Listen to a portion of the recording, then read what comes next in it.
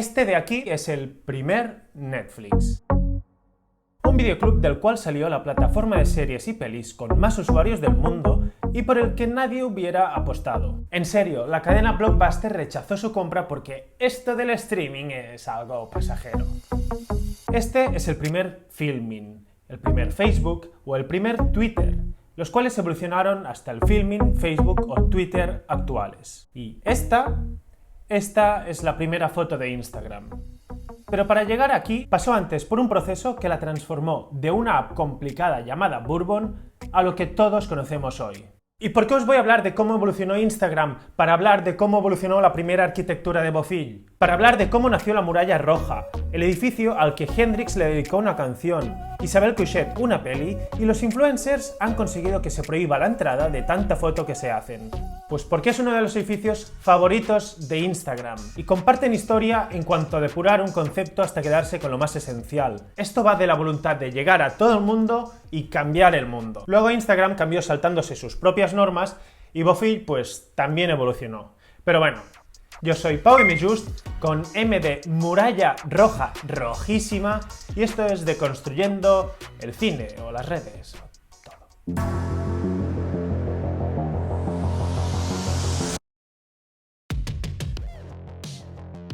A finales de los 50, la arquitectura moderna estaba muriendo desde dentro. En el CIAM, el Congreso Internacional de Arquitectura Moderna, los más jóvenes querían desmontar la rigidez en la arquitectura y centrarse en la vivienda como solución para las ciudades. Van a llegar un montón de propuestas repensando la manera de vivir desde cero. Así que Le Corbusier y todos tus seguidores de la ciudad zonificada, get over it. Tu bloque perfecto en medio de la nada, la Unité, get over it. Finalmente, en 1959 se disolvió el CIAM y eso solo hizo que revelar que algo estaba cambiando.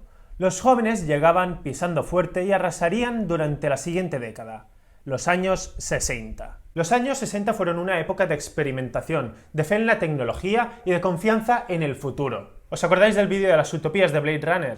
Es una época de rebeldía, de decir no a la guerra. Los Beatles suenan en la BBC, pero también The Doors o Pink Floyd. La psicodelia y el LSD abren nuevas perspectivas del mundo.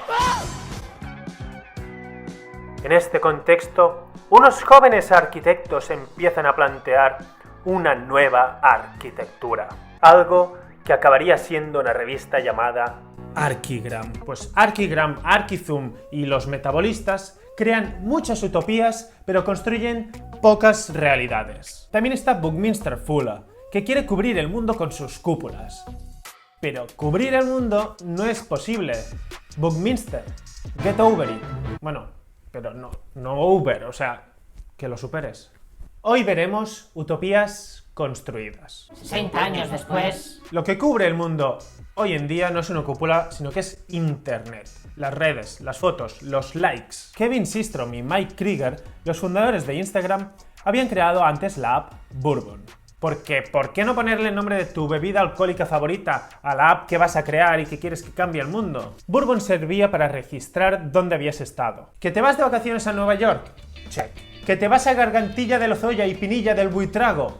Check. La gracia es que podías añadir una foto y vacilar de haber estado en el pueblo con el nombre más largo de España. Pero era una app cero intuitiva y muy complicada para simplemente marcar dónde has estado. También te daba puntos por quedar con amigos, convirtiéndolo así en un juego, o te permitía hacer planes. Pero entre todo eso había algo, la esencia de lo que sería Instagram, que será una app en la que subir fotos y ya si quieres las geolocalizas. Pasar de Bourbon a Instagram fue un proceso de dejar lo esencial. Y lo que Bourbon es a Instagram es el Barri Gaudí de Reus para Bofill. Un campo de pruebas, un laboratorio donde investigar nuevas maneras de vivir. Pero Kevin y Mike, antes de crear Bourbon, habían aprendido de varias formas. Kevin rechazó trabajar para Zuckerberg y se puso a estudiar fotografía, lo cual le sirvió para crear los famosos filtros Valencia, Sierra o Nashville de Instagram. También aprendió sobre el registro de ubicaciones en la empresa Nextstop. En fin, que como todo proyecto fue tomando ideas y referencias de aquí y de allá. En el Bofill del taller de arquitectura, por ejemplo, las referencias llegan de todos los colaboradores.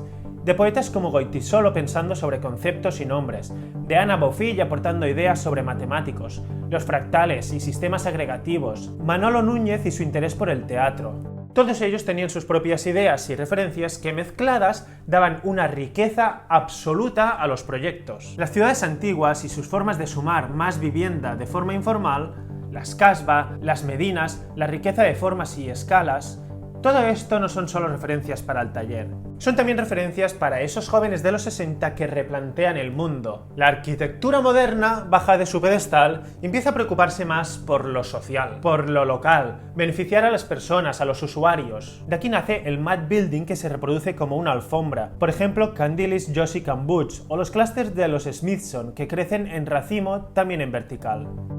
Por ejemplo, experiencias como Habitat 67 en Montreal de Moshe Safdie, que también es referencia para Bofill. Aquí la cajita se va repitiendo a modo de casita unifamiliar, y así hasta acoger a 5.000 habitantes que viven ahí. Estas cajitas son autoportantes, es decir, que se aguantan solas. Tú las pones donde quieras y te funcionan. Y las puedes apilar unas sobre otras, como un juego, como Lego. ¿Pero qué es lo que pasa?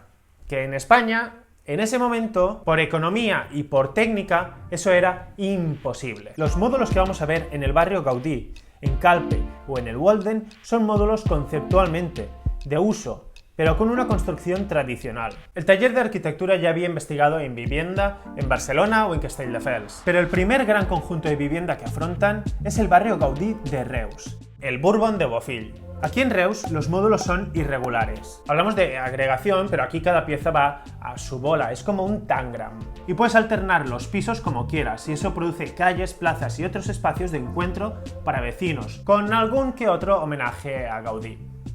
Por algo se llama el barrio Gaudí de Reus. Aquí se empieza ya a jugar con el color, el azul marrakech, los rojos. La experiencia en Reus fue buena, pero se podía depurar, pasar de Bourbon a Instagram. Mientras construían el barrio Gaudí, viajaron a Madrid donde conocieron a Rafael Leoz. El arquitecto de Madrid trabajó mucho con vivienda social y la investigación en el problema de la vivienda.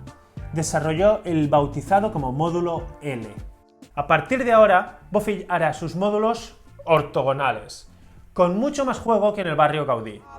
Tú querías que me pasara por tu casa y yo ya no puedo dormir en tu almohada. Para simplificar Bourbon, una de las decisiones fue tomar el formato cuadrado en las fotos, como en las Polaroid.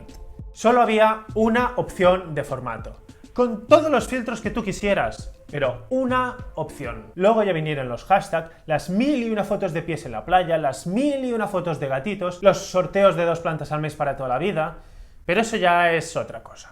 El siguiente paso en la investigación del módulo fue en Calpe, con el edificio Xanadu, donde utilizan por primera vez el módulo cuadrado y en L, que se va colocando alrededor de un eje vertical de comunicación. Es decir, es como una piña con las escaleras en medio con los colores del peñón de Ifac, al cual intenta parecerse con el color y con sus cubiertas alabeadas que rompen con lo ortogonal y le dan un aire surrealista. Por cierto, el nombre de Xanadu lo pone Goytisolo por una ciudad de verano del imperio mongol, es decir, le pone el nombre de un palacio del emperador, como sinónimo de lujo, y tiene un aire así como de pagoda. A pesar de su monumentalidad, el edificio se integra en el entorno. Es lo que le faltaba al Habitat 67, que tú lo podías poner allí o en cualquier otra parte del mundo, y es lo contrario que hará con su edificio vecino, el más famoso de Instagram, ese edificio al que supuestamente Hendrix le dedica una canción en la que habla de un castillo rojo.